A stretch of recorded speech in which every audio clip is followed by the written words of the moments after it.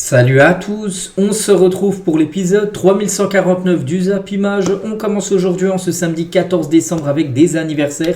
Et on commence tout d'abord avec certainement le meilleur joueur du FC Barcelone cette saison. Il s'agit de Rafinha, le Brésilien. Il fête aujourd'hui ses 28 ans. Quelle évolution bien sûr pour ce joueur qui est actuellement dans sa version prime. Il est tout simplement au meilleur moment de sa carrière.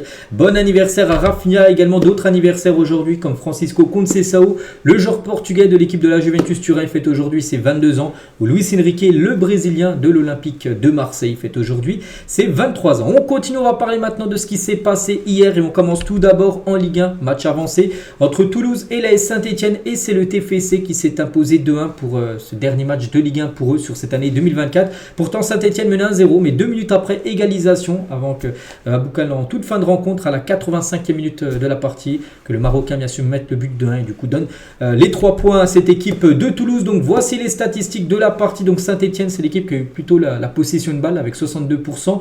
Mais les tirs ont été bien côté toulousain. 11 tirs, 4 tirs cadrés et 2 buts marqués pour cette équipe. Et du coup, Toulouse, bien sûr, renverse les Verts vu que Saint-Etienne menait. Grâce à ce joueur, et c'est ce joueur, Lucas Stassin, c'est comme la recrue la plus chère de l'histoire de l'AS Saint-Etienne. Il vient de marquer son premier but. Voilà, du côté des Verts, il avait déjà délivré 4 passes D en Ligue 1.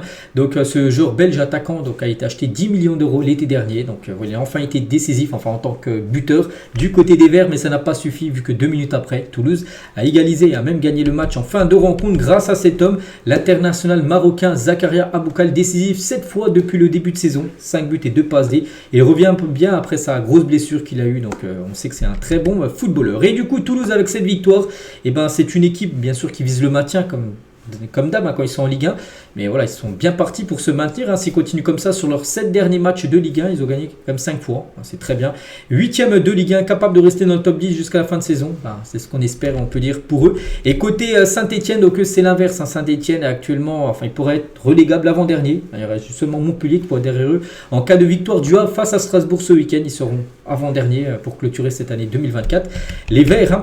Et c'est que hier, ça n'a pas du tout été une bonne soirée pour l'AS Saint-Etienne. Donc défaite 2-1 contre Toulouse et l'équipe féminine. Donc elle joue contre le Paris Saint-Germain. C'était un Saint-Etienne PSG féminin. Il y a eu 3-0 pour le Paris Saint-Germain féminin. Donc voilà, une triste soirée pour l'AS Saint-Etienne. Le programme pour continuer bien sûr avec la Ligue 1. Donc aujourd'hui, pas mal de rencontres Marseille-Lille à 17h. N'oubliez pas que Lille a joué mercredi. Il joue dès aujourd'hui là. Donc peu de repos. La Géocère contre l'équipe de Lens. Très belle rencontre. Et Reims contre Monaco. Voilà, donc demain on peut voir aussi le reste des matchs qui se finira avec un Paris Saint-Germain-Lyon. Ça sera demain soir à 20h45. Et concernant les rencontres, la plus belle certainement Marseille contre Lille. Et la une du journal L'équipe aujourd'hui en ce samedi 14 décembre par rapport à cette rencontre. Donc attention Hot Dog. Donc voilà, devant son public, l'OM qui entend bien conforter sa place de dauphin du PSG affronte des Lillois invaincus depuis 3 mois. C'est que ça date. Toute compétition confondue. Cette équipe qui a battu le Real, qui a battu l'Atlético, qui a fait nul contre la Juve, voilà, qui perd plus depuis 3 mois. Ils vont jouer contre Marseille, une équipe qui gagne beaucoup ces derniers matchs. Donc c'est pour ça à 17h les gars, c'est bien sûr une très très grosse affiche. Et voici le groupe du LOSC face à l'OM. A noter que Eden Zegrova est de retour. Ce joueur n'avait pas joué lors du match de Ligue des Champions contre Sturm Graz. C'était en milieu de semaine, il était blessé en gros, mais là il est bien de retour pour ce match cet après-midi. Et Bruno Genesio, donc l'entraîneur de Lille, l'a dit, donc ça sera un match de Champions League cet après-midi avec une ambiance, un public et une équipe de ce niveau. On fait ce métier pour ces matchs-là parce que bien sûr les supporters seront au rendez-vous. C'est à 17h un samedi, donc il y aura beaucoup de monde certainement à guichet fermé, surtout qu'en face l'adversaire est beau, c'est l'équipe de Lille, une équipe qui a plus perdu comme j'ai dit depuis 3 mois. Donc voilà, c'est un match en mode Ligue des Champions cet après-midi du côté du stade Vélodrome. Mais Roberto De Zerbi qui est en conférence de presse hier avant la réception de Lille, il a dit, j'ai demandé à Rabiot s'il avait des frères qui pouvaient nous dépanner. On aurait besoin d'avoir 2, 3, 4 ou 5 Rabiot, tellement qu'il est bon maintenant du côté de cette équipe, bien sûr. Le joueur Rabiot qui est maintenant un joueur intouchable dans le 11 de départ de Roberto De Zerbi. Donc voilà, gros match cet après-midi du côté du Vélodrome. On bascule maintenant sur la Ligue 2. Il y avait quelques rencontres hier du côté de la 2e division française. Tout d'abord, la belle victoire de Laval du côté de Amiens, 3-1 pour Laval. La belle victoire de l'Estac de Troyes, 4-0 contre Marseille. Martigues, n'oubliez pas que 3, ils ont enchaîné défaite sur défaite lors des premières journées. Depuis là, ils sont bien remontés au classement, donc 4-0. Hier, par exemple, la victoire de Bastia contre Guingamp 3-1. Voilà, donc les autres résultats, on peut voir la victoire de Pau 1-0 contre la Ajaccio, Clermont, Rodez, ça s'est fini partout. Donc aujourd'hui, grosse affiche les gars, le FC Lorient contre le Paris FC, c'est simple, hein, c'est le premier contre le deuxième, c'est à 14h. Donc Red Star Grenoble à 14h également, et ce soir, ça sera Annecy contre Metz, et lundi, il y aura un Dunkerque contre Caen pour clôturer cette journée de Ligue 2. Et voici le classement avec les résultats d'hier. Hein. Bon, ça a beaucoup bougé parce qu'aujourd'hui, il y a des matchs, comme j'ai dit, hein, ce Paris FC Lorient. Voilà, donc voilà, c'était bien sûr une grosse affiche. En cas de victoire du Paris FC, ils pourraient mettre l'équipe de Lorient à 4 points derrière. Ils peuvent faire vraiment un gros coup, hein, sur cette Ligue 2. Donc voilà, on parlera bien sûr de tous les résultats plus tard. Du côté du national, 3ème division, il y avait également des rencontres hier, et surtout on peut voir la grosse victoire, même l'énorme victoire comme de Aubagne, hein, du côté de Châteauroux, 7-2 hein, pour l'équipe d'Aubagne. Il y a eu 9 buts dans la rencontre, hein, donc voilà, 7-2, ça a été festival pour eux.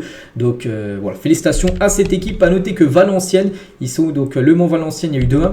Et à noter que les joueurs de Valenciennes National ont sorti une banderole avant leur match du jour afin de militer pour la création d'une Ligue 3, parce qu'on parle beaucoup d'une Ligue 3 qui pourrait être créée très prochainement, au lieu que ça soit le National 1, ça pourrait être une L3, en gros Ligue 1, Ligue 2 et Ligue 3. Donc voilà, tous les clubs de National se sont mis d'accord pour créer cette Ligue 3. Maintenant, il faut que bien sûr la FFF valide ce projet. On continue avec d'autres résultats hier dans d'autres championnats. En Espagne, il y avait un Real Valladolid contre Valence, et c'est le Real Valladolid qui s'est imposé, petite victoire 1-0, mais ça donne 3 points au classement. Pourtant, voilà, d'après les stats, les gars, c'est plutôt Valence, hein, qui a dominé avec 67% de possession de balle, 14 tirs, seulement 2 pour Valladolid, mais 2 tirs, une frappe cadrée, un but.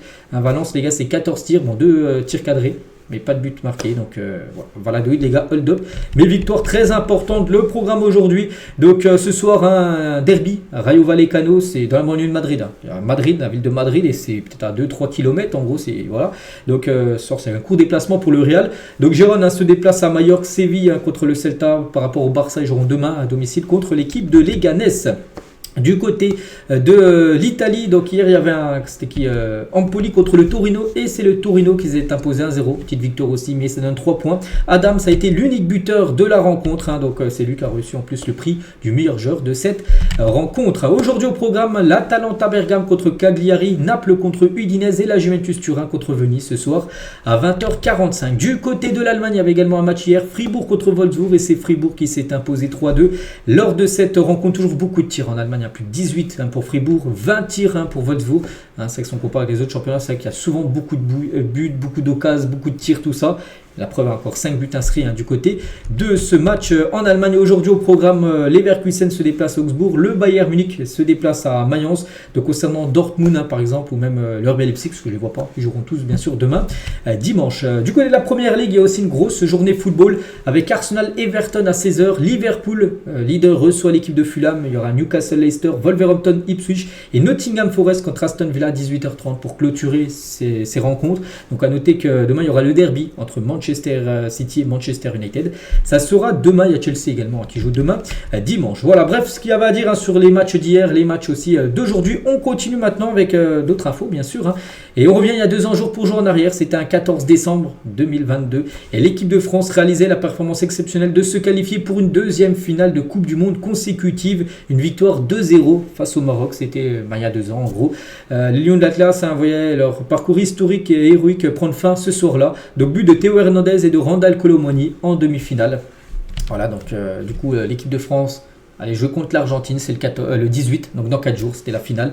Donc voilà, concernant cette demi, bien sûr, c'était il y a 2 ans, jour pour jour. Et toujours avec l'équipe de France et toujours avec la Coupe du Monde, bon pas celle il y a 2 ans, mais celle qui aura dans 2 ans plus tard, pas celle au Qatar.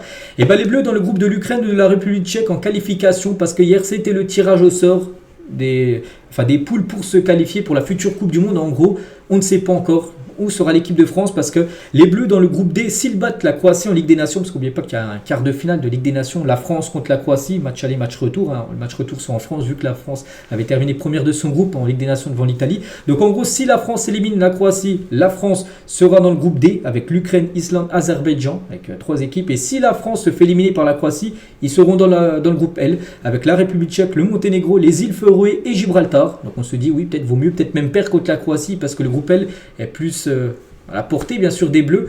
Bon, après, même le groupe D, l'équipe de France est aussi totalement supérieure. Donc voilà, en gros, où sera l'équipe de France, hein, tout dépend. Il faudra attendre au mois de mars, hein, parce que les quarts de finale de Ligue des Nations auront lieu à ce moment-là. Donc pour rappel, hein, les premiers de chaque groupe, hein, il y a plein de groupes, donc les premiers seront qualifiés directement pour la Coupe du Monde aux États-Unis, au Mexique, au Canada. Et les deuxièmes, les gars, devront passer par un système de barrage. Voilà, donc on verra où finira l'équipe de France. Donc là, c'est qu'il y a des matchs en moins, enfin, il y a une équipe en moins, parce que bien sûr, il y a les tours de Ligue des Nations voilà, à jouer. Parce que si la France se qualifie, par exemple, tu auras les demi-finales. Du coup, ça, voilà, là, tu joueras les demi-finales à la Ligue des Nations. Que si tu te fais éliminer, bah là tu pourras jouer contre une autre équipe, au lieu que ce soit des matchs amicaux, vous m'avez compris. Et pour Deschamps, donc c'est compliqué pour beaucoup de monde de comprendre le tirage. Bon non, c'est pas compliqué, hein. Tout dépend, voilà, si tu gagnes ou non, tu seras dans une poule, il n'y a rien de compliqué. Mais là, on en sait un peu plus, hein, sans savoir totalement, c'est la particularité de ce tirage, où on a une visibilité partielle, mais pas totale. On a 7 adversaires potentiels, hein. Je dis, voilà, c'est cette équipe-là, on ne sait pas encore qui sera les adversaires, hein. Donc la difficulté de superviser les matchs, c'est compliqué d'avoir autant d'adversaires sur ce délai. Pour l'instant, on est focalisé sur le rendez-vous en mars, c'est bien ça le plus important, hein, le match contre la Croatie, enfin le double match, hein. On ne va pas y penser dès le mois de mars, on va tout faire pour se qualifier pour le Final Four, parce que l'objectif c'est bien sûr d'aller plus loin en Ligue des Nations.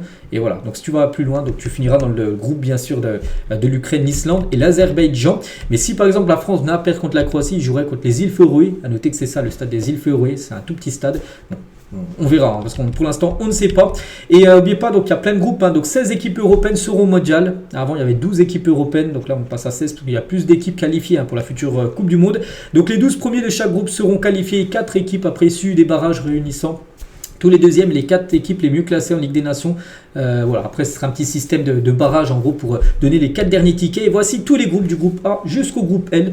Donc il n'y a pas que la France où on ne sait pas. Par exemple l'Allemagne et l'Italie c'est pareil, hein. L'Allemagne, le vainqueur entre l'Allemagne et l'Italie est le quart de finale. Donc par exemple on va dire c'est les Allemands. S'ils gagnent, hein, donc la Slovaquie, l'Irlande du Nord, Luxembourg. Et s'ils perdent les gars, ben, c'est dans le groupe I avec la Norvège, Israël, Estonie, Moldavie. Hein, vous avez compris, hein, voilà, beaucoup d'équipes, c'est pareil, hein, pour Pays-Bas et comment dire, l'Espagne, et c'est pareil également pour le Portugal et le Danemark. On ne sait pas encore où seront ces équipes. Donc le groupe le plus compliqué peut-être pour moi, le groupe E, je sais pas, je le trouve quand même costaud, avec le vainqueur d'Espagne, Pays-Bas, on va dire peut-être l'Espagne, hein, qui est quand même qui a gagné l'Euro, on va dire donc l'Espagne avec la Turquie, la Géorgie et la Bulgarie. Hein, la Géorgie et la Turquie, les gars, c'est quand même très redoutable. Voilà, pour moi c'est peut-être le plus gros groupe. Bon, après il y a aussi d'autres groupes compliqués un peu partout, mais voilà, on verra parce que comme j'ai dit, les groupes seront vraiment définis à 100% après les quarts de finale de la Ligue des Nations. Et peut-être c'est peut-être le bon moment les gars pour la Norvège, hein, derrière les gagnantes, parce que cette sélection n'est jamais, enfin très rarement qualifiée en Coupe du Monde ou des Euros, hein, parce qu'ils n'arrivent pas à se qualifier par les barrages, mais enfin par rapport aux poules on peut dire, mais voilà leur tirage, donc ça sera le perdant d'Allemagne-Italie. On va dire, je sais pas, on va dire par exemple l'Italie. Donc nous aurons l'Italie peut-être en grosse équipe, mais il y aura Israël, Estonie, Moldavie. Donc pour eux, ça sera jouable. Et même s'ils finissent deuxième, il y a système de barrage. Donc peut-être on pourrait peut-être voir Erling Haaland à la Coupe du Monde. Ce serait incroyable, hein, lui qui regarde toujours les Coupes du Monde à la télé ou les Euros à la télé, parce que comme j'ai dit, ils n'arrivent jamais à se qualifier. La Norvège, on verra pour eux. Donc voilà ce qu'il y a à dire, hein, sur ça, sur les groupes bien sûr de qualification à la future Coupe du Monde. On continue avec toute autre chose. On va parler cette fois-ci de Kylian Mbappé.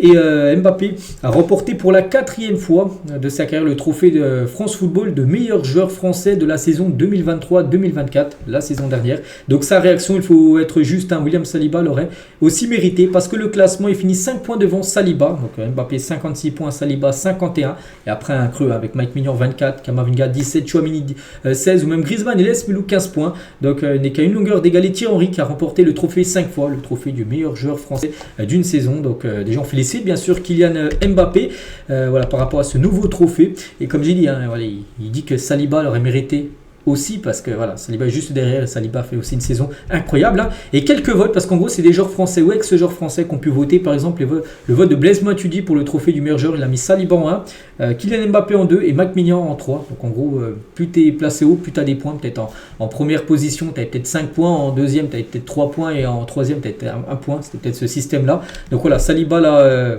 c'est lui qui a le plus de votes pour Blaise Matuidi. Pour Antoine Griezmann, les gars, il a mis Lacazette en première position. Il a mis Mbappé deuxième et Romain Del Castillo, un joueur de Brest, à la 3e position.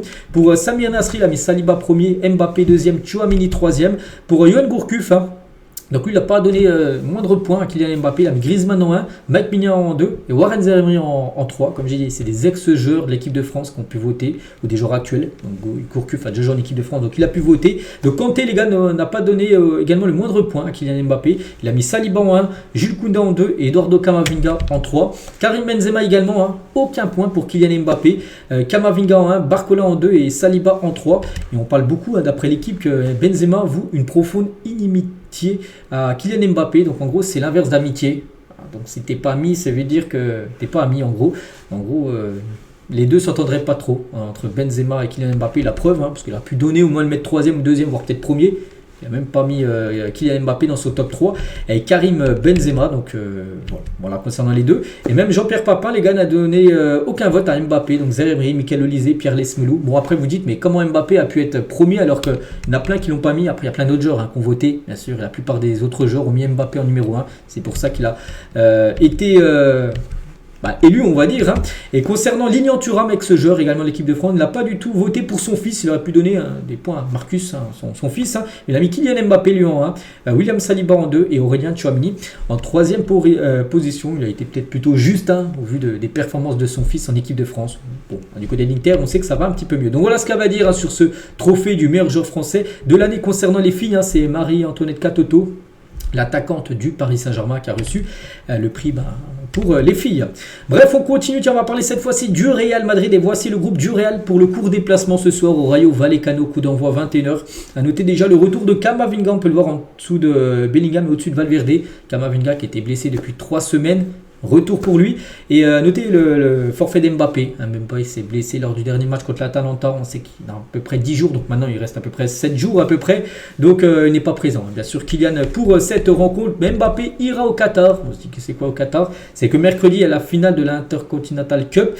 Et le Real Madrid est qualifié déjà pour la finale. Et il devrait être là, Kylian Mbappé. Et de toute façon, tout le monde sera là. Que ce soit Mbappé, que ce soit même David Alaba qui est blessé depuis un an. Depuis décembre 2023, il est blessé. Il s'est fait les ligaments croisés. Il n'a toujours pas joué. Lui aussi sera là. Il y aura même Carvajal qui sera convoqué. En gros, il va appeler tout le monde. Et après, bien sûr, il y a des joueurs qui ne pourront pas jouer, mais ils feront le déplacement quand même, hein, comme Carvajal, comme Alaba et comme Mbappé. On ne sait pas. On ne sait pas s'il pourra jouer ou non, bien sûr, cette rencontre. Hein. Et en conférence de presse, donc Carlo Ancelotti hier, hein, donc il a parlé de quelques joueurs. Il a parlé de Vini Junior. Il a dit, hein, Vini est le meilleur joueur du monde pour nous. Hein. Il est tellement humble, hein, ce qui n'est pas habituel pour un joueur de son niveau. Donc, voilà ce qu'il a pu dire déjà sur son joueur Vini. Et tiens, en parlant de Vini, c'est officiel, Vini est élu joueur de l'année par le journal Marca. Marca, c'est un journal espagnol, et en gros ils ont sorti leur meilleur joueur, et c'est Vini qui finit devant Jude Bellingham en 2 et Rodri en numéro 3. Par rapport à ce classement du journal Marca. Et Ancelotti, tiens, toujours en conférence de presse, un journaliste lui a dit, vous avez vu la situation de Pep Guardiola, est-ce que vous avez un conseil pour lui donner pour que City aille mieux? Il a dit, hein, aucun conseil, les derniers résultats ne changent rien, Pep est l'un des meilleurs entraîneurs au monde, cela ne change rien, même si City bien sûr a seulement une victoire sur ses 10 derniers matchs.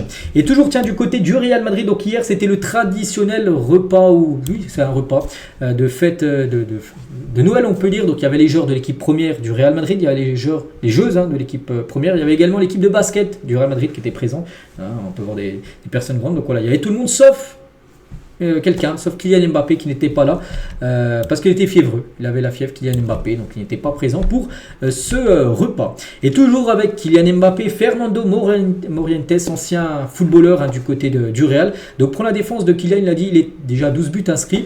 Donc j'ai terminé ma première saison au Real Madrid avec 12 buts au total, hein, sur l'ensemble de la saison, et j'étais le meilleur buteur de l'équipe avec seulement 12 buts. Hein. Si ça, c'est être en méforme, hein, je crois que le problème de Mbappé, c'est qu'il a été très mal habitué, les consommateurs de football, et on attend évidemment le meilleur de lui, mais le meilleur de lui est à venir et cela arrivera, c'est sûr. Donc voilà le beau message de Morientes. Hein. Il dit que déjà avec 12 buts inscrits après 3 ou 4 mois de compétition, c'est déjà très bien, bien sûr, pour Kylian. Hein, si on compare à lui, il avait inscrit 12 buts, mais sur l'ensemble d'une saison. Donc voilà, c'est qu'il va faire certainement mieux que Morientes Kylian. Bref, on va parler d'un autre joueur, lui il est exceptionnel, c'est Mohamed Salah, et on le félicite, hein, et c'est officiel, Salah est élu joueur du mois de novembre en Première Ligue, donc c'est simple, 4 buts et une passe D, donc tellement mérité pour lui. Voilà, encore un trophée pour lui, donc avec sa carte FUT, hein, que vous pouvez débloquer bien sûr sur le jeu FIFA. Donc c'est la 6e fois quand même qu'il remporte un prix du joueur du mois du côté du championnat anglais. Mohamed Salah, donc félicitations à lui. Le meilleur entraîneur, c'est Arne Slot, voilà, l'entraîneur de Liverpool, l'entraîneur de Mohamed Salah. C'est simple, on ne pas Liverpool au mois de novembre, hein. bah, c'est 4 matchs et 4 victoires. Ils ont gagné tous les matchs. Donc voilà, meilleur joueur, c'est Salah, meilleur entraîneur, Arne Slot. On continue, on va parler de la France qui creuse l'écart à l'indice UEFA, parce que là, vous savez que ça a été une semaine européenne. Les résultats ont été plutôt bons pour les clubs français avec 4 victoires et 2 défaites. Si on cumule l'Europa League et la Ligue des Champions. Et du coup, la France, 64 951 points et 59 901 points pour les Pays-Bas. Donc il y a 5000 points d'écart, alors que en début, les gars, août 2023, je montrais ce classement, il y a 2000 points d'avance pour les Pays-Bas sur la France. Et là, en l'espace de 1 an et demi, la France a repris 5000 points, même 7000 points d'avance, parce qu'ils avaient 2000 points de retard avant sur les Pays-Bas. Donc voilà, pour l'instant, c'est très bien. Bon, on est très loin des clubs allemands, bien sûr, 78 000. Voilà, revenir sur voilà, les autres, c'est compliqué, mais voilà, c'est déjà bien distancé, on peut dire. Le championnat néerlandais. Et regardez le classement des clubs français en Europe, les points UEFA pris cette saison. Et c'est Lille qui a pris le plus de points, 17 500 points pris. C'est énorme, vu que Lille, les gars, 4 victoires, 1 nul, 1 défaite. Ils ont pris beaucoup de points. Brest également, 15 000 points. Pourtant, ils ont le même ratio. 4 victoires, 1 nul, 1 défaite. Mais bon, ils ont pris plus de points Lille. Je sais pas, peut-être c'est par rapport aux adversaires. J'en sais rien prestigieux, parce que Lille a quand même battu le Real Atlético. Peut-être si tu bats des clubs qui sont bien classés, l'indice FA, et ben tu rapportes plus de points, j'en sais rien. Bon, Lille a pris plus de points, Monaco 13 000 points, le PSG 11 000 points. Et c'est vrai que Lyon aussi qui a un bon bilan, mais voilà, tu prends quand même plus de points en Ligue des Champions qu'en Europa League. C'est pour ça que Lyon porte un bon bilan, avec 4 victoires, 1 nul, 1 défaite. Ils ont plus gagné que le PSG, bien sûr, mais voilà, Lyon a moins de points que le PSG, parce que l'Europa League, ça délivre moins de points, bien sûr, que la Champions League. Donc Nice a seulement 2000 points, avec 2 matchs nuls. C'est compliqué, je ne sais pas pourquoi lancer dedans, parce qu'ils n'ont pas joué à la Coupe d'Europe. Ils ont joué les barrages, voilà, ils ont pris 1000 points. Le Racing Club de Lens. Et concernant l'équipe du Paris Saint-Germain, donc 62%, donc c'est le pourcentage de chance de se qualifier. Voilà, enfin, pourcentage de se qualifier avant de recevoir City le 22, il se déplace à Stuttgart. En gros, 62% de chance de se qualifier, bien sûr, pour les barrages. Le Paris Saint-Germain, donc c'est simple, c'est bien les pourcentages, tout ça. Si tu gagnes au moins un des 2 matchs, normalement, ça devrait le faire. Voilà, donc le PSG, c'est ce qu'il faut faire. Georges Mikotadze avait promis sur ses réseaux des places pour un match de Lyon et un maillot dédicacé pour une petite fan. Donc promesse tenue avant-hier lors du match contre Francfort. Pour la petite Zoé qui assista à la victoire de Lyon face à Francfort et qui a pu rencontrer le Georgien Mikotadze. Donc voilà, beau geste bien sûr. De l'attaquant de l'Olympique lyonnais. Tiens, toujours avec Lyon, on va parler certainement du meilleur lyonnais cette saison. Il s'agit bien sûr de Ryan Cherki. Et le meilleur créateur d'Europe s'appelle Ryan Cherki. Donc cette saison, le Lyonnais domine le classement des joueurs qui sont à la dernière passe avant un tir. En gros, ça s'appelle la passe clé. Donc il y a la passe D qui amène un but, mais la passe clé en gros c'est une frappe, que ça soit marqué ou non. Voilà, donc celui qui fait le plus de passes clés en Europe, c'est lui les gars. Dans les 2 compétitions, que ce soit en championnat et en Coupe d'Europe. On prend Ligue 1, même dans les autres grands championnats, c'est du Canal+, et en Coupe d'Europe. Donc dans les 2 compétitions, c'est en moyenne 8 occasions, 8 passes clés créées par match pour Ryan Cherki. Donc exceptionnel bien sûr ce joueur. Et concernant son futur, on apprend aujourd'hui d'après l'équipe qu'il veut rester à Lyon. Il n'a pas l'intention de partir cet hiver et souhaite terminer la saison avec les Gones après l'été prochain. Là on verra, mais il souhaiterait au moins finir cette saison du côté de l'Olympique lyonnais. Tiens, en parlant de Lyon, demain déplacement du côté du PSG. Mais pas que les supporters lyonnais ne seront pas autorisé à venir du côté du parc, mais il y aura un rappeur qui chantera avant la rencontre, après la Asba 22 et JRK et la Mano 1.9, d'autres rappeurs qui s'étaient produits lors des derniers matchs du PSG. C'est au tour de Kershak d'assurer le show Parc des Princes avant PSG Lyon ce dimanche. Voilà, donc ça sera demain à 20h10, donc le coup d'envoi c'est à 20h45, donc ce sera une demi-heure bien sûr avant le coup d'envoi. Il fera, je sais pas, il chantera une ou deux musiques, j'en sais rien, donc voilà, ce sera lui l'invité de l'avant-match. On va parler de Valentin Rongier qui s'exprime sur l'apport mental d'une psychologue à l'OM. Donc il a dit: une personne travaille au quotidien pour nous aider, elle est là en fonction de nos besoins, c'est quelque chose de très important, de très bien, très important. Le coach ne comprenait pas pourquoi on n'arrivait pas à développer notre jeu au Vélodrome. Il ne parle pas quotidiennement du mental, mais c'est quelque chose qui compte pour lui. Voilà, c'est vrai que les psychologues, il y en a de plus en plus dans le football, parce qu'avant on disait ça sert à rien. Il y a 10 ans, les gars psychologues, il n'y en a aucun dans les staffs des équipes professionnelles. Maintenant il y en a plein, parce que voilà, c'est aussi le football, c'est physique tout ça, mais aussi mental, beaucoup dans la tête ça se joue, et c'est pour ça qu'il dit que ça a beaucoup mieux à Marseille, parce qu'il y a une psychologue bien sûr qui aide énormément les joueurs. Et toujours avec Rongier sur le forcing de Rabiot pour que Pogba vienne à l'Olympique de Marseille. Il a dit: je n'ai pas parlé à Adri de ça, je n'ai pas vu ce qu'il avait fait pour le forcing, on connaît la qualité de Pogba, et s'il signe un jour à l'OM, ça serait une bonne chose, parce que Pogba, d'après toutes les rumeurs que je peux voir, les gars, à chaque fois, il est relié à l'OM, mais pas qu'il pourra en rejouer en mars 2025. Le joueur, Paul Pogba, tiens, sa dernière story Instagram, il a mis ça. avec un sablier avec 2 émoticônes, on ne sait pas trop ce que ça veut dire, une story Instagram un peu énigmatique de Paul Pogba. On verra bien sûr ce que va faire le joueur français. Tiens, on va parler d'un autre français, c'est Théo Hernandez, va goûter au banc ce week-end avec l'AC Milan. Donc le jeune Filippo Terraziano, 21 ans, devra en profiter pour démarrer avec l'AC Milan face au Genoa. Ça sera demain dimanche. Donc le Français a admis à son coach de ne pas être au mieux. Il n'est pas bien actuellement. Donc Paulo Fonseca a organisé un tête-à-tête avec le joueur. Il lui a demandé une réaction de se concentrer sur le terrain. Donc voilà, en gros, demain il devrait être remplaçant. C'est comme le capitaine, Théo Hernandez. Il n'est pas au mieux actuellement. Donc demain c'est le jeune Filippo Terraziano qui devrait être titulaire demain normalement sur le couloir gauche de la défense de Milan. On va parler de Cole Palmer, donc a déposé une demande officielle pour protéger sa célébration Cole par une marque Cole, vous savez, célébration gelée là où il met des clims, hein, voilà, il fait cette célébration là, en gros il va faire une demande officielle pour protéger sa célébration. En gros, l'anglais souhaite utiliser sa célébration pour vendre des produits tels que de la nourriture, de l'alcool, des boissons diététiques, des vêtements, des jouets, des lotions après rasage, des cosmétiques, des lames de rasoir et même des voitures à porte. The Sun Football, hein. Donc Gareth Bale, Mbappé ou encore Marcus Rashford, donc, par exemple, déjà déposé leurs célébrations respectives et lui devrait faire également pareil par rapport à sa célébration, voilà, qui ne pourra pas être repris par d'autres marques, on peut dire, parce que la marque sera déposée, voilà, concernant Cole Palmer. On va parler de Youssoufa Moukoko et ça c'est totalement fou. Le joueur allemand de Nice, hein, et ben il pourrait pas avoir, il n'aurait pas 20 ans mais plutôt 24 ans.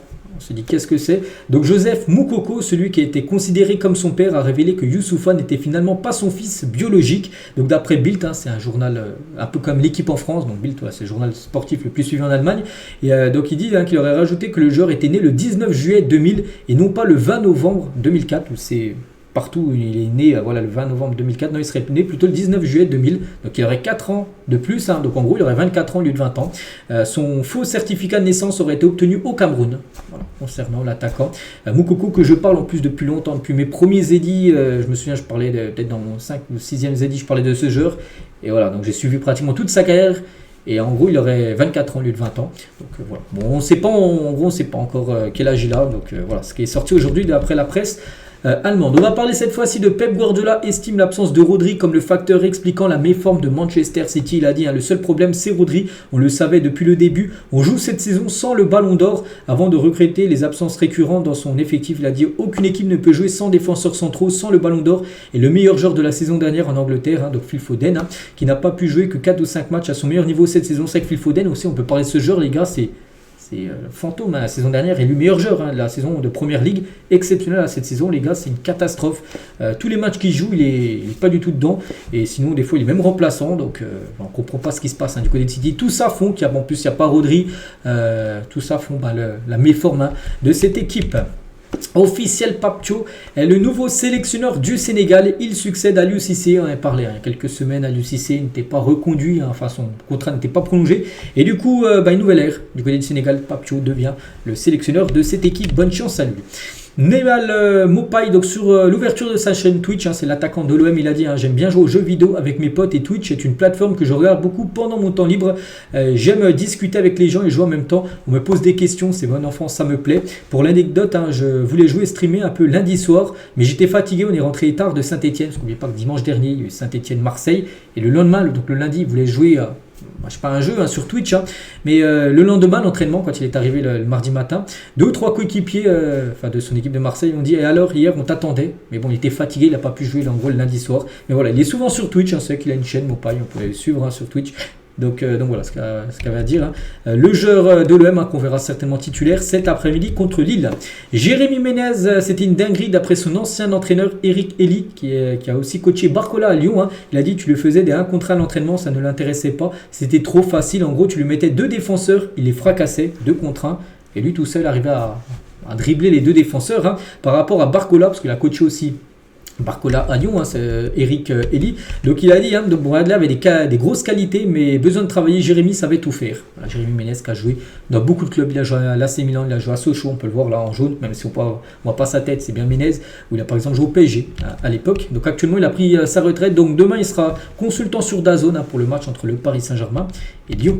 On va parler de Mikel Arteta, annonce que Gabriel sera à nouveau disponible face à Everton. Donc lui était blessé là, lors des derniers matchs. Gabriel, hein, genre très important bien sûr d'Arsenal. Arsenal là, en charnière avec Saliba. Donc il sera présent pour le match face à Arsenal cet après-midi à 16h. Tiens, toujours avec les Gunners, Arsenal s'intéresse à Dusan Vlahovic, l'attaquant de la Juventus Turin. Les Gunners pourraient payer 60 millions d'euros pour obtenir l'attaquant de la Juve. Concernant Christian Eriksen, Manchester United est ouvert à un départ de Christian Eriksen. Les Red Devils pourraient vendre leur milieu si une offre intéressante se profile cet hiver. Parce que là, Ruben Amorim est arrivé. Il y a pas mal de joueurs en gros que Amorim ne veut plus. Marcus Rashford, on a parlé, il devrait partir. Eriksen aussi n'est pas dans les plans de Ruben Amorim, donc lui aussi devrait certainement quitter son club. RMC Sport publiera une interview entre Neymar et Marion Bartoli ce dimanche. Donc voilà, ce sera demain, dimanche à 19h30 sur RMC. Donc une interview de Neymar. Tiens, la semaine dernière à 19h30, il y avait Mbappé qui était sur Click TV Canal+. Donc là, ça sera Neymar sur RMC demain qui sera en interview. Walid Cherchour explique avoir eu l'appui de Jamel Debbouze pour intégrer DAZN. Donc il a dit fin juillet, je reçois un message privé de Jamel sur Instagram. Je suis un peu choqué. Je vérifie même son nombre d'abonnés pour voir si ce n'est pas un faux compte. Mais c'est bien le vrai, c'est bien Jamel Debbouze en gros qui lui parlait. Il m'a dit aimait beaucoup ce que je faisais et me demande mon numéro. Donc au téléphone, il m'explique être en relation avec des personnes de DAZN qui apprécient mon profil et qu'ils aimeraient leur passer mon contact évidemment. Il accepte bien sûr. Donc un peu plus de 2 semaines plus tard, donc il est au micro sur le match d'ouverture de la saison entre Le Havre et le Paris Saint-Germain. Donc voilà comment c'est fait, on va dire, le recrutement de Walid Cherchour, qui est avant je crois sur Twitch, voilà, sur la chaîne DAZN. Maintenant il commente les rencontres. Rasmus Højlund, les gars, cet attaquant danois, c'est vrai que avant les gars, Ruben Amorim, 12 matchs joués, 2 buts marqués, quand il y avait Erik ten Hag, tout ça. Voilà, donc depuis avec Ruben Amorim, c'est 5 matchs, 5 buts, une passe D. Voilà, les stats sont bien meilleurs avec le coach portugais qu'avant avec Erik ten Hag. Pierre Gasly, un pilote français de Formule 1, est à Porto pour assister à la rencontre face à Midtjylland. C'était jeudi. Porto s'est imposé 2-0. Et Pierre Gasly était là, on peut le voir avec André Villas-Boas, le président de cette équipe du FC Porto. Danilo se confie sur son départ du PSG, exprime son incompréhension sur les conditions de son départ du PSG. Il a dit à Luis Campos est venu me voir pour m'annoncer que je n'entrais plus dans les plans du Paris Saint-Germain. C'était le choix du coach avec lequel je n'ai pas échangé. Ce n'a pas été facile car je ne m'attendais pas à ce que le club m'écarte du groupe. Ça a été la sensation la plus douloureuse. Je pense que je n'ai pas mérité ce traitement, ça a été très dur, j'étais touché car je ne comprenais pas pourquoi le club s'est comporté comme ça. Alors que c'est un joueur qui a toujours été fidèle, il y a jamais eu de drama autour de lui au PSG. Et du jour au lendemain, le club est venu lui dire on veut plus de toi, en gros, il faut que tu partes. Voilà, donc il a très mal pris. Je voudrais remercier comme les supporters pour leur soutien. Le président m'a appelé pour me dire qu'il aimerait que je vienne au parc les saluer. Il reste proche des joueurs, il m'envoie souvent des messages pour savoir comment ça se passe. Donc voilà, donc du coup, il a été vendu l'été dernier, il est parti à Al Ittihad, l'équipe où joue un certain Karim Benzema. Ismaël Benasser annonce son retour probable en janvier 2025. Lui qui s'est fait une grave blessure il y a quelques mois. Je crois qu'il est blessé depuis août ou septembre, Benasser. Il devrait revenir le mois prochain, c'est lui qui l'a dit. Il a également parlé de l'intérêt de Manchester City pour lui, parce qu'il y a eu des rumeurs que City est intéressé par Benasser. Il a dit Guardiola est un entraîneur que j'apprécie. City est une très belle équipe, mais je suis très bien à Milan et ma famille aussi. Donc voilà, pour lui, c'est bien sûr le Milan qui compte pour le futur. On va parler du Ballon d'Or africain. N'oubliez pas qu'après-demain, lundi, c'est la cérémonie du Ballon d'Or africain qui succédera à Victor Osimhen qui a remporté le dernier. Mane avait remporté les 2 avant, Salah avait remporté les 2 encore avant, Mahrez a remporté 1, Aubameyang 1, Yaya Touré a remporté quand même 4 d'affilée, c'est quand même exceptionnel, les taux on peut voir il a remporté 3, je ne peux pas voir les dates, mais voilà, qui succédera Osimhen, il y a quelques noms, n'oubliez pas, il y a Lookman et Guirassy, les 2 grands favoris, peut-être Hakimi, peut-être la surprise, ou pourquoi pas ce gardien les gars qui est quand même finaliste dans pas mal de trucs, donc Ballon d'Or africain, il est dedans, il y en a 5, donc il y a lui, comme j'ai dit, il y a Guirassy, il y a Lookman, il y a Hakimi et il y a Adingra, voilà, pour parler des 5 derniers finalistes. Donc ça peut être le gardien de but, mais bon, ça va être chaud pour lui. Sinon, finaliste meilleur gardien, là il y a de fortes chances que ça soit lui. Et finaliste aussi joueur interclub. Voilà, donc il peut rafler pas mal de prix. Le gardien sud-africain. Et concernant Hakimi, par rapport au Ballon d'Or africain, je dis, il est dans les 5 finalistes. Bon, après, il joue défenseur droit, alors que souvent, c'est les attaquants qui sont récompensés, mais on ne sait jamais. Et depuis Moustapha Hadji en 1998, aucun joueur marocain n'a remporté le titre de meilleur joueur africain de l'année. Hakimi a des atouts réels pour créer la surprise. Ce serait mérité. Bien sûr, bon, aussi pour Lookman, ou même Guirassy, ou même Adingra, ou même Manuel, hein. De toute façon, il y en a bien qui sera élu, mais c'est vrai que si c'est Hakimi, c'est pas non plus une surprise, même s'il joue défenseur droit, donc verdict, hein, comme j'ai dit. Lundi soir, lorsqu'ils avaient 14 ans, Pablo Barrios et Giuliano Simone prenaient une photo avec Antoine Griezmann, donc en 2024, donc 10 ans après. Il joue désormais avec lui, hein. L'histoire est vraiment belle, parce qu'avant c'était au centre de formation de l'Atlético, ils pouvaient rencontrer les joueurs de l'équipe pro de Griezmann, et maintenant ils peuvent jouer bien sûr avec Grisou. On va parler de Rames Rodriguez qui joue au Rayo Vallecano. N'oubliez pas que ce soir son équipe joue contre le Real, mais le problème c'est lui, est-ce qu'il va jouer, parce que il est tout le temps sur le banc, les gars. Cette saison avec le Rayo, c'est 7 apparitions seulement. C'est pas 7 matchs entiers joués, non, c'est 7 apparitions. Une apparition, ça peut être seulement 2 minutes jouées, hein. Donc une seule passe décisive pour lui, remplaçant lors des 3 derniers matchs. Voilà, il mérite peut-être mieux, hein. Déjà au Rayo, on se dit que c'est peut-être pas un club. Enfin, peut-être peut viser plus haut. En plus, dans ce club-là, il joue pas du tout, Rames Rodriguez. Voilà, donc on ne sait pas. J'aimerais le voir jouer ce soir, bien sûr, contre le Real, parce que c'est que pour l'instant, on l'a un peu oublié, hein, le joueur colombien. Et c'est dommage, n'oubliez pas que lors dernière Copa América, il avait été élu meilleur joueur de la compétition, hein. Il a fait des vrais, je ne sais plus combien de passes D, puis en club, il joue plus du tout. Quand Roberto De Zerbi a pris parti Lilian Brassier à l'entraînement en octobre dernier, en pointant un jeune venu renforcer le groupe, un genre d'équipe B, il était venu en équipe première, hein, s'entraîner. Il a dit, hein, tu le vois, lui, il est avec nous depuis 3 jours, il comprend mieux mes consignes que toi depuis 3 mois. Voilà ce qu'il avait dit à Lilian Brassier, hein, qui pourrait être vendu. Un Brassier, c'est vrai que du côté de l'OM, hein, c'est un peu compliqué depuis son arrivée. Ancien joueur de Brest, hein, Brassier. Adi Hutter à la recherche d'un attaquant en prêt. C'est le coach de Monaco, il veut un attaquant. Il a dit, hein, on a un œil sur le marché, on ne va pas dépenser trop d'argent. Ça aurait été plus de sens de prendre quelqu'un en prêt, hein. Donc Juan Tincres, 18 ans, est une solution disponible en interne parmi les 19. Au pire, si tu n'as pas de choix, tu peux aller prendre un genre d'équipe B. Mais voilà, c'est dommage parce que Monaco avait Wissam Ben Yedder saison dernière, qu'ils n'ont pas reprolongé son contrat. Ben Yedder, on sait qu'il y a eu des problèmes un peu avec la justice, tout ça. Il n'a pas retrouvé de club, mais Ben Yedder à l'époque, saison dernière, mais il faisait le taf. Et maintenant, il cherche un numéro 9, hein, cette équipe de l'AS Monaco. Et tiens, toujours avec Monaco, on va parler du gardien blessé aux adducteurs, qui sera ménagé une semaine, donc il ne jouera pas contre Reims ce soir et contre le PSG. N'oubliez pas qu'il y aura Monaco-Paris prévu mercredi en Ligue 1. Après s'en être pris à des adversaires, à l'un de ses coéquipiers et à un membre du staff de sa propre équipe, Wolverhampton, hein. Donc à la suite de la défaite de Wolverhampton contre West Ham, c'était il y a quelques jours, hein. Donc Mario Lemina ne sera plus le capitaine des Vols, enfin de Wolverhampton. Il était capitaine, mais vu qu'il s'est pas embrouillé aussi avec des membres de son équipe, donc du coup le brassard ira à un autre joueur de son équipe. Et on finit aujourd'hui avec Léo Messi. Et j'en ai parlé il y a quelques jours, il y a un skin Fortnite qui allait sortir sur Messi. Ben ça y est, c'est fait les gars. Fortnite dévoile un nouveau skin de Lionel Messi que vous pouvez débloquer. Non, je sais pas, peut-être sur la boutique de Fortnite. Donc voilà, qu'on ressemble Léo Messi dans le jeu Fortnite. Donc voilà les gars, tout ce qu'il y a à dire aujourd'hui. J'espère que ça vous a plu. Donc nous on se retrouve demain, bien sûr, demain dimanche, hein, pour le prochain numéro. À demain.